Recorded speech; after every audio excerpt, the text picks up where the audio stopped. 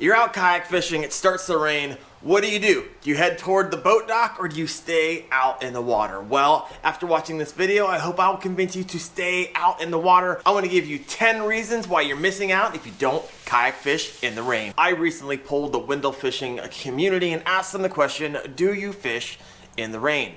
I had over 1,500 votes with 81% of you saying you do and 19 saying you don't. Some of the questions to follow was one from Lone, a crappie hunter. He said, that could be some of the best fishing. Biggest bass of my life was caught immediately after a summer shower. The Bama Rambler said this, 2 of the biggest 3 bass I had ever caught have been in a thunderstorm. Carolina Bass Hunter said, I've caught my personal best in the last tournament in the rain, 23.75 inches. That's a beast. Congrats, man. It's awesome. And Gary saying, hey, I live in Oregon. If you don't fish in the rain, you're not going to fish at all. It rains 8 months out of the year up here. Well, I'm sorry, boss. Come down here to the Caribbean of the Midwest, Ohio, and I'll give you some sunny days of fishing. So let's talk about what happens when it rains, especially in the rivers. If you river fish with your kayak, what happens is a smorgasbord of food is now entering the water system. And the water's moving faster, you get all these critters that are kicked up, and it activates a feeding frenzy. This actually could be a good strategy if you have a bunch of time. If you see in the weather forecast that you have rain, head out there during the rain and after the rain. You might be able to pick them up when otherwise it's a tough bite. So now let's talk about kayak fishing in your lakes and in your ponds, which I also did another poll on my community, and most of you fish lakes and ponds, so this is perfect for you. So keep in mind, LMBs are ambush predators. Whenever there is low light, this is perfect, and actually it creates a perfect environment for a largemouth bass to chomp on some prey. They're hiding along those ledges, they're hiding in grass, standing timber, laydowns. This is where they're at. This is why I like fishing when it's cloudy outside or when there's a storm coming in, because it's a lower light scenario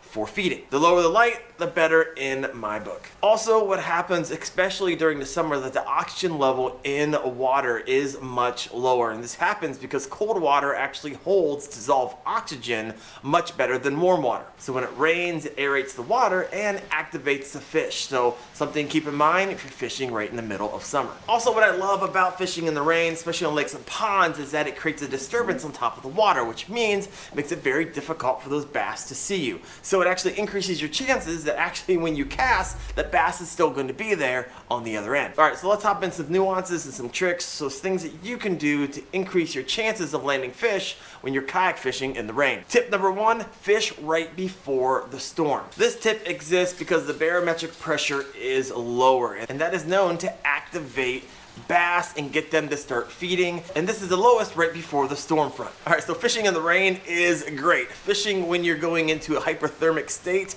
not great. And I know some of you would rather go into a hypothermic state than to stop fishing, but it's much more pleasurable when you're out there smashing bass than when you're warm at the core. So what I highly recommend, especially for fishing in the cooler temperatures, is keep a rain jacket and maybe a fleece jacket on board in your hatch, or what I do is I keep a complete change of clothes in my car. So if I happen to get wet, it doesn't mean it's the end of the fishing day for me. So a little quick tip there. All right, tip number 3, when it starts to rain while kayak fishing, find the movement of water. So if you have a lake or a pond and you know that there is a culvert somewhere, go find the moving water. That concentrated area of water is where all the food is concentrating and coming out on the other end, and a lot of times this is where the bass will be waiting for something to come flying out and they will smash it. This is why a lot of people will fish spillways and dams for this very reason. Find water movement, find hungry bass. All right, tip number 4, usually with a storm comes wind, and so if you know anything about bait fish, the wind will actually push bait fish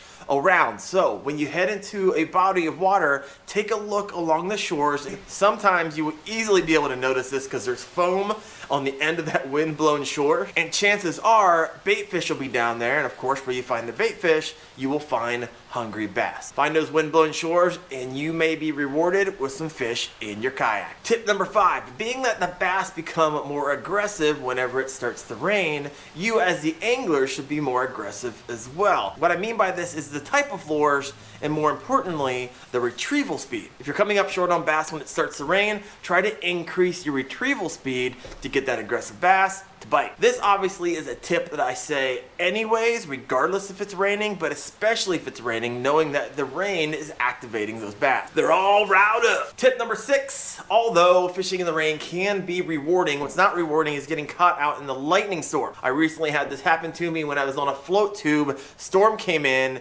much faster than I anticipated, and boom, lightning was coming down left and right. Yes, I was catching bass, but also my feet were dangling in the water. I could not kick my feet fast enough. Luckily, I was only about 100 yards from the boat ramp when the lightning started hitting around me, and I got off the water in time. However, I've since downloaded a lightning app so I don't get caught out in the lightning and get myself in trouble. Tip number 7, and I'm not sure if this is much of a tip, but at the end of the day, a lot of us, like myself, have jobs, we have family, we have kids, we have responsibilities, and the best time to go fishing, ultimately, is when you have time to go fishing. I'm not a professional that goes out and fishes every day of my life. I'm a weekend warrior, probably just like most of you. All right, tip number 8. Now, this is a great one.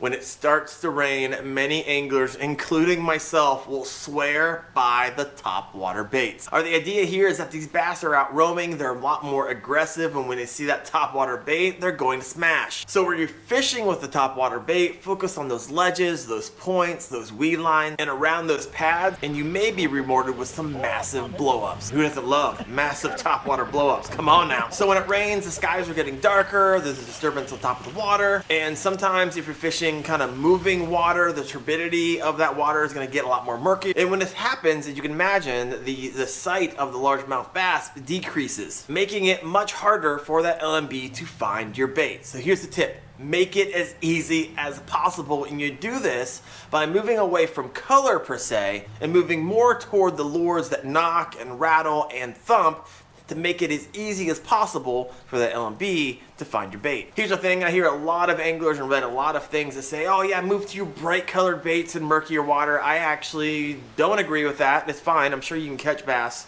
with bright colored lures in murky water.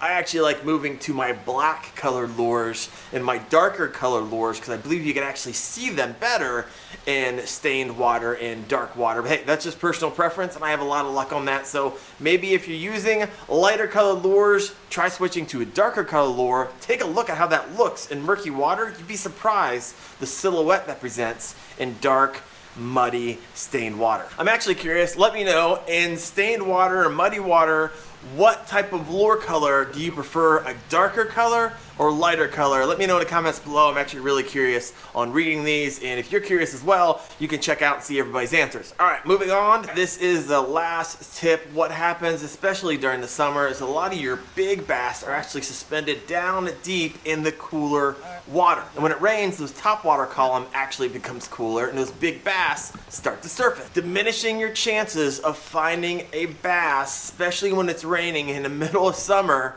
on a jig. Put your jigs away in the middle of summer when it's raining. Pull out those topwater baits, and I promise you, you will have more luck. And speaking of lures, I have an entire playlist on how to fish different bass lures, so check that out right here, as well as my favorite lure, especially my recommendation if you're a beginner bass fisherman, is the Wacky Rig. I'll throw that up there as well. Thank you for watching. See you later.